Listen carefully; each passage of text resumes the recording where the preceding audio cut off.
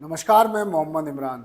आप अपने बच्चे का दाखिला किसी कॉलेज या यूनिवर्सिटी में कराने जा रहे हैं तो एक बार ये भी पता कर लीजिएगा कि ये कॉलेज किस पार्टी को समर्थन देता है, किस पार्टी के लिए छात्रों को तैयार करता है, उनकी सोच किस तरह की डेवलप करता है। रोजगार तो छोड़ दीजिए, पहले इस सब पर बात कर लीजिए, नहीं तो कॉलेज और यूनिवर्सिटी के लुटेरे आपकी खून पसीने की कमाई लूट कर ले जाएंगे। ये ऐसी लूट होगी जिसमें बंदूक या बल का प्रयोग तो नहीं है, लेकिन दिमाग जरूर लगा है। आप सही सुन रहे हैं। आप गलगोटिया यूनिवर्सिटी को ही देख लीजिए। छात्रों को बस में भरकर दिल्ली भेजते हैं। कांग्रेस के विरोध में और भाजपा के समर्थन में कांग्रेस मुख्यालय पर जब छात्र हाथों में तख्तियां लेकर विरोध शुरू करते हैं तो उनको पता नहीं होता कि दफ्तियों में क्या लिखा है, प्रदर्शन करने का क्या उद्देश्य है, उनको यहाँ क्या क्या बोलना है। केवल नारे ही समझाए जाते हैं।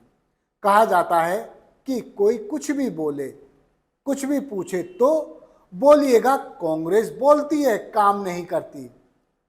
शायद पूरा देश जानता है कि कौन ज्यादा बोलता है और काम कम करता है। गलगोटिया यूनिवर्सिटी के छात्र केवल यूनिवर्सिटी की ही नहीं बल्कि अपनी भी फर्जियत करा बैठे हैं। जब वो अपने घर गए होंगे तो उनके पेरेंट्स ने पूछा होगा कि बेटा दफ्ती में क्या लिखा था, पढ़कर सुना देते तो अच्छा होता। प्रदर्शन कर रहे कुछ छात्रों ने पढ़कर बताया भी, लेकिन अर्थ का अनर्थ कर बैठे। अब गलगोटिया यूनिवर्सिटी के खिलाफ समाजवादी पार्टी छात्र सभा सड़कों पर उतर आई है। उन्होंने यूनिवर्सिटी के खिलाफ मोर्चा खोल दिया है।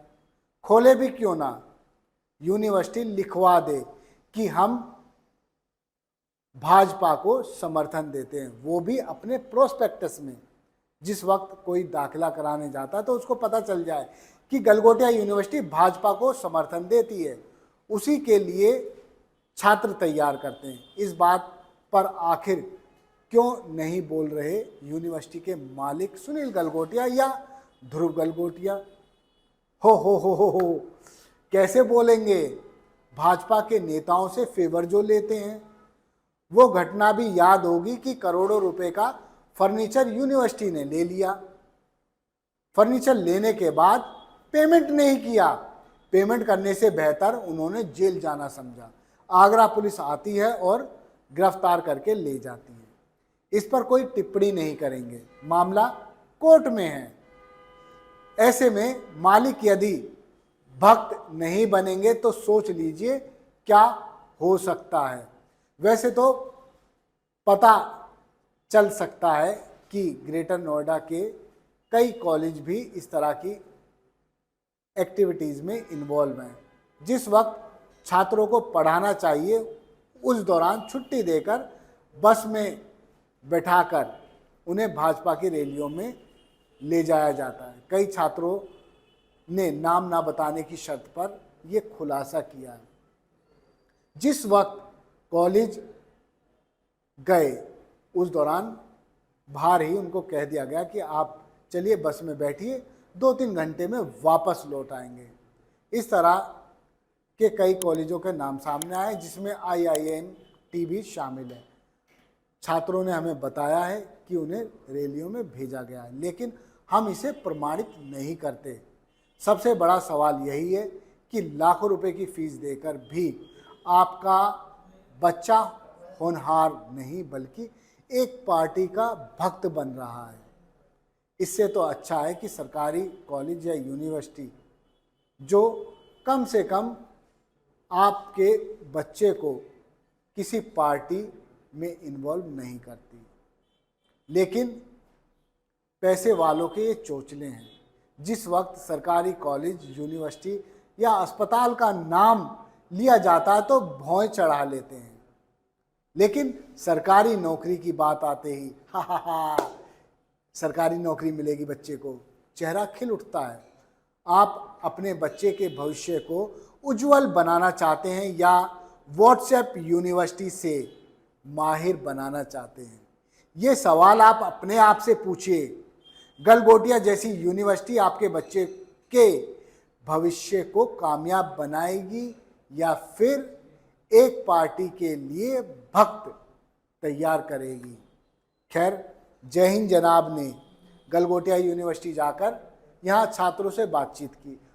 ऑन द कैमरा बोलने से छात्र इनकार करते रहे। क्यों? क्योंकि उस वक्त यूनिवर्सिटी के मालिकों के बाउंसर खड़े हुए थे। वो पत्रकार को भी रोक रहे थे और छात्रों को भी उन्होंने दूर दूर कर दिया और समझा दिया कि कैमरे पे कोई बोलेगा तो फेल भी हो सकता है।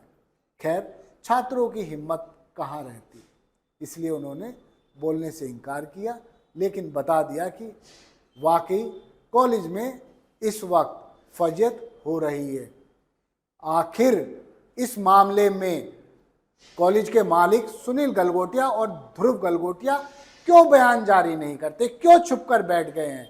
क्यों वो बाउंसरों के जरिए पत्रकारों को रोक रहे हैं, छात्रों को रोक रहे हैं? केवल सवाल यही है आपसे। अब ये जवाब दें या ना दें, उससे कोई फर्क नहीं पड़ता, लेकिन लाखों रुपए की फीस देकर कृपया आप अपने बच्चे को अंधभक्त ना बनाएं, किसी पार्टी में इन्वॉल्व ना करें। पढ़ लिख लें, फिर वो कहीं भी जाए, उसकी मर्जी। लेकिन जिस वक्त वो पढ़ रहा है तो उसकी सोच एक सामान्य होनी चाहिए। एक न्यूट्रल सोच के साथ बच्चा आगे बढ़ेगा तो तरक्की भी करेगा। धन्यवाद। आप देखते रहिए जय हिंद जनाब। चैनल को लाइक और सब्सक्राइब करना ना भूलें। जय हिंद।